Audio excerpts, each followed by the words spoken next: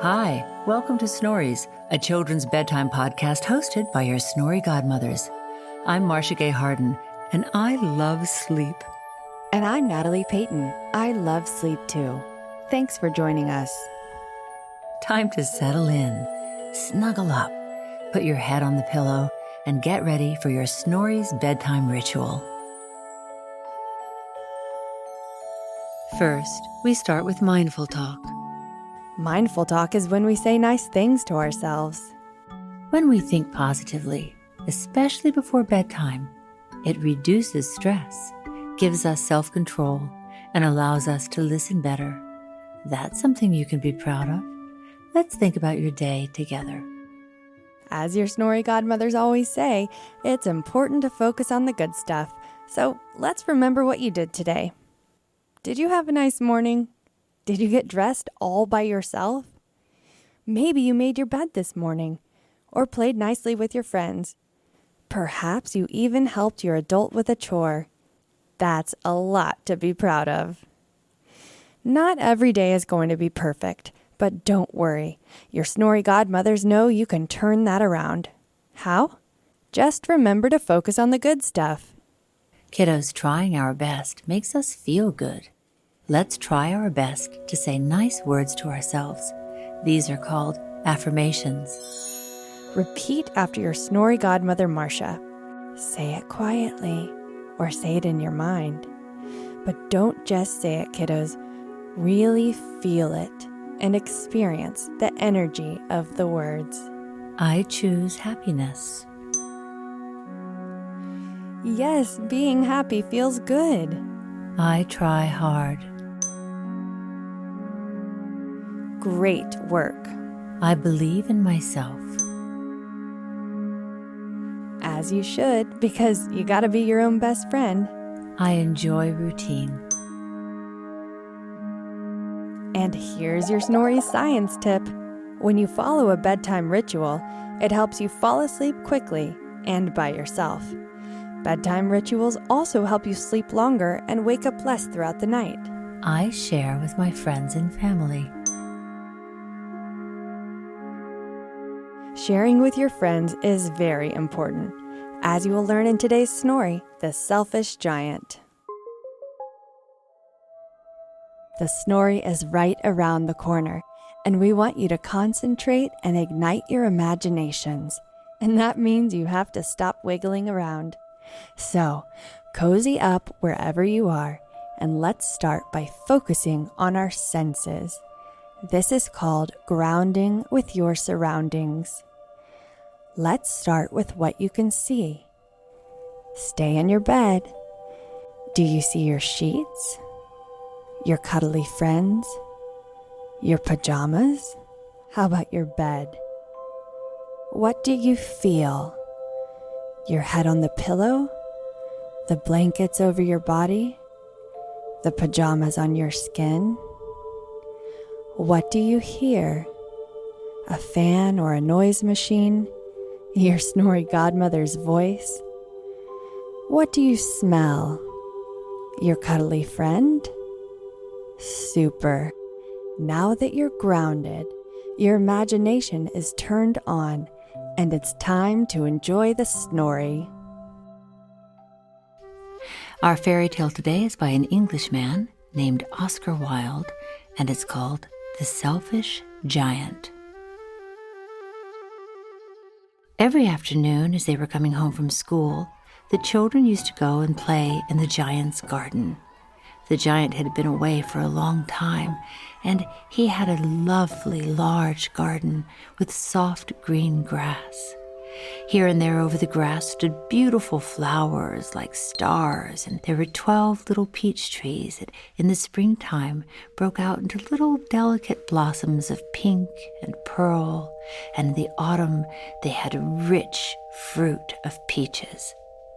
The birds sat on the trees and they sang so sweetly that the children used to stop their games in order to listen to them. "How happy we are here," they cried to each other. One day, the giant came back. He'd been to visit his friend, the Cornish ogre, and he'd stayed with his friend for 7 years, but after 7 years they didn't have anything else to say to each other because, of course, his conversation was limited. He was a giant. And so the giant decided to return to his own castle. When he arrived, he saw all the children playing in his garden. "What are you doing here?" he cried in a very gruff voice, and the children were scared and they ran away. "My garden is my own garden," said the giant. "Anyone can understand that. Nobody gets to play in it but me." So the giant built a big, high wall all around the garden so nobody could get into it, and then he put up little signs all around the wall. "No trespassers allowed." He was a very selfish giant. The poor children now had nowhere to play. They tried to play on the road, but it was so dusty and full of hard stones that they just didn't like it.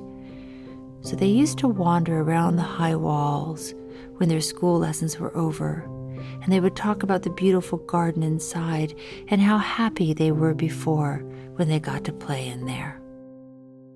Then the spring came, and all over the country there were little blossoms and little birds, and all over the country it was spring.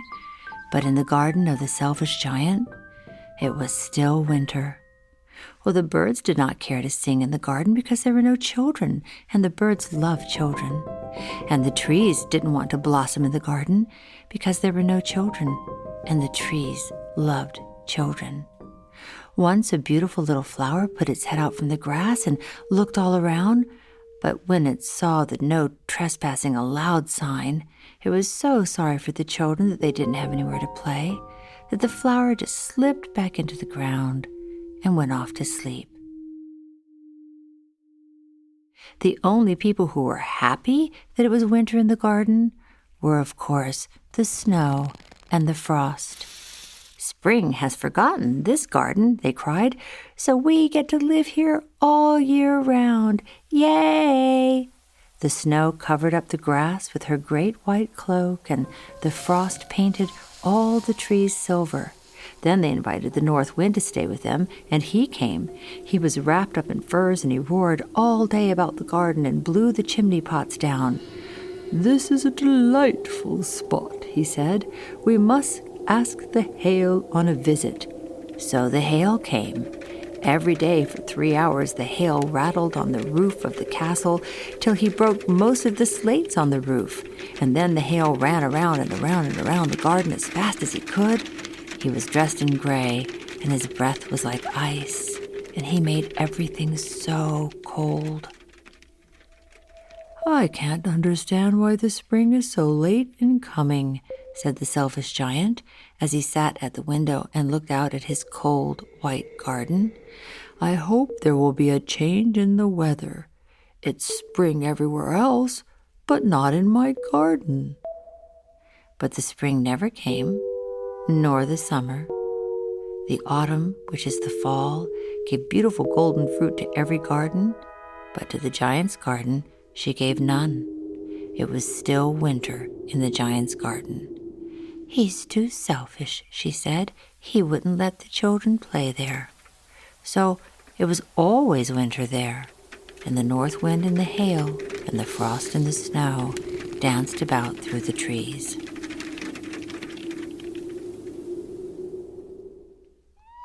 One morning, the giant was lying awake in his bed when he heard some lovely music. It sounded so sweet to his ears that he thought it must be the king's musicians passing by, but it was really only a little linnet bird singing outside his window. It had been so long since he'd heard a bird sing in his garden that it seemed to him to be the most beautiful music in the world. Then suddenly the hail stopped dancing over his head, and the north wind stopped roaring, and a delicious perfume smell came to him through the open window. "Oh my, I believe the spring has come at last," said the giant, and he jumped out of bed and looked out the window. What did he see? he saw a most wonderful sight. Through a little hole in the wall, the children had crept back in, and they were sitting in the branches of the trees. In every tree that he could see, there was a little child, and the trees were so glad to have the children back again that they had covered themselves with blossoms, and the trees were waving their arms gently above the children's heads and hugging the children. And the birds came in, and they were flying about and twittering with delight, and the flowers were looking up through the green grass and laughing. Everyone was so glad to have the children back. It was such a lovely scene.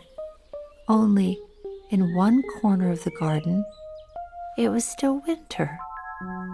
That was so odd.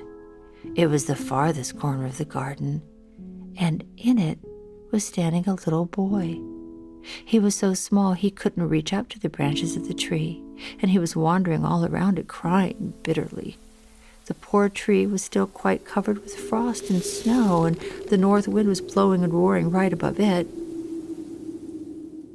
"Climb up, little boy," said the tree, and it bent its branches down as low as it could.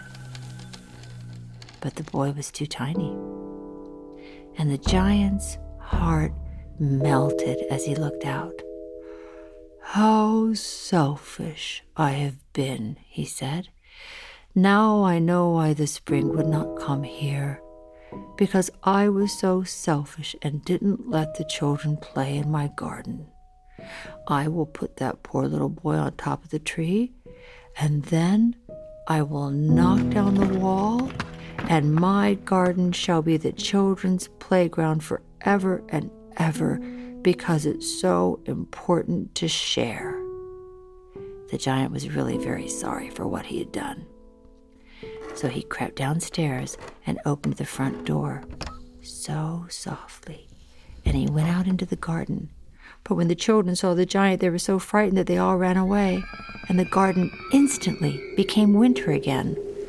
Only the little boy did not run away, because his eyes were so full of tears that he didn't see the giant coming. And the giant sneaked up behind the boy so quietly and took him gently in his hand and put him up into the tree. And the tree immediately broke out into beautiful blossoms, and the birds came and sang on it. And the little boy stretched out his 2 arms and flung them around the giant's neck and kissed him. And the other children, when they saw that the giant was not wicked any longer, came running back, and with them came the spring. "It is your garden now, little children," said the giant, and he took a great big axe and knocked down the wall. And when the people were going to market at 12 o'clock, they found the giant playing with the children in the most beautiful garden they'd ever seen. All day long the children played, and in the evening they came to the giant to bid him thank you and to say good night. "But where is your little companion?" said the giant. "You know, the little boy I put up into the tree." The giant loved him the best because he had kissed him. "We don't know," answered the children. "He's gone away." "Oh, you must tell him, be sure and come here tomorrow," said the giant. But the children said they did not know where he lived, and they'd never seen him before, and the giant felt really sad. Every afternoon when school was over, the children came and played with the giant, but the little boy whom the giant loved was never seen again. The giant was very kind to all the children, yet he longed for his first little friend. He often spoke of him. "Oh, how I'd like to see him again," he used to say. "Where did my little buddy go?" Years went by, and the giant grew very old and feeble. He couldn't play about any more, so he sat in a big armchair, and he watched the children play their games, and he loved that they admired his garden. And there were always new children coming in, because time went by, and the giant grew older and older and older. "I have many beautiful flowers," he said, "but the children are the most beautiful flowers of all." One winter morning, he looked out of his window as he was getting dressed. He was so old now, he knew he didn't have much time left on the earth. The giant didn't hate the winter anymore because he knew that it was just the spring being asleep and the flowers were resting. And when the spring came again, the flowers would come back. And he looked out the window with his old eyes, and suddenly he rubbed them in wonder. And he looked and he looked. Could it be? Oh my goodness, it was a marvelous sight. In the farthest corner of the garden was a tree covered with white blossoms, even in the middle of winter. Its branches were all golden and silver fruit hung down from them, and underneath it stood the little boy he had loved. He had thought he would never get to see him again, but there he was. The giant went downstairs with great joy. He was so old. He tried to run, but he was a little bit slow, and he went out into the garden, and as fast as he could, he went across the grass, and he came near to the little boy, and he knelt down to him, and he said, "Oh, I thought I'd never see you again. How is it that you haven't gotten any older?" And the little boy looked at him and smiled and said, "The spirit of a child lasts forever." "Who are you?" said the giant. And he was amazed, and he knelt down before the child. The child smiled down at the giant and said to him, "I am made of light and love. You let me play once in your garden, and you shared your love with me. So today you shall come with me to my garden, which is paradise." And that afternoon, when all the other children got out of school, they came to the garden as usual. They found the giant lying dead under the tree, with a beautiful smile on his face, and he was all covered with white blossoms. And they knew they would get to play in this garden forever, and the garden would always have winter, spring, summer, and fall, just as nature intended. The end.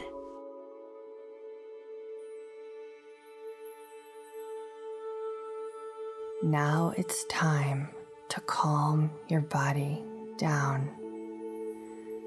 Close your eyes. Take a deep breath in through your nose and breathe out through your mouth. Feel your body on the bed. Let your bed give you a big hug. And when I name them, focus on each of your body parts and relax them. Let's start with the tippy top. Relax the top of your head. Think about your forehead and relax it.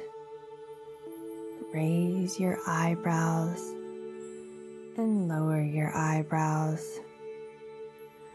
Relax your eyeballs. Close and open your eyes. Relax your nose. Wrinkle your nose. Relax your cheeks.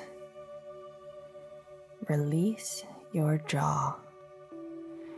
Open your mouth super wide and gently close your mouth. Think about your ears. Relax them. And your mouth, your chin, your neck. Relax your shoulders. Let them melt into the bed. Now your arms, your hands. Now squeeze your hands and release them.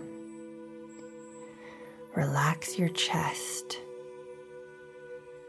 your tummy. Take a deep breath in. Fill your lungs and belly with fresh oxygen and then release it. We are traveling through our body, relaxing each part. Now, focus on your hips. Wiggle into your bed. Think about the top of your legs, which are called the thighs, and relax them. Now your knees, the bottom of your legs, called the calves, your ankles, encircle your ankles. Relax your feet and wiggle each of your toes. Squeeze your toes into your feet and release them. Take another deep breath in and breathe in more air and a little more and release it.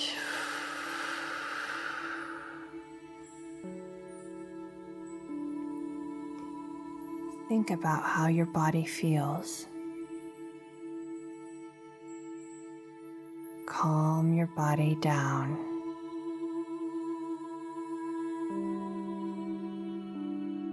And now, your whole body is relaxed. Sweet dreams. Sleep tight and know that everything's going to be all right.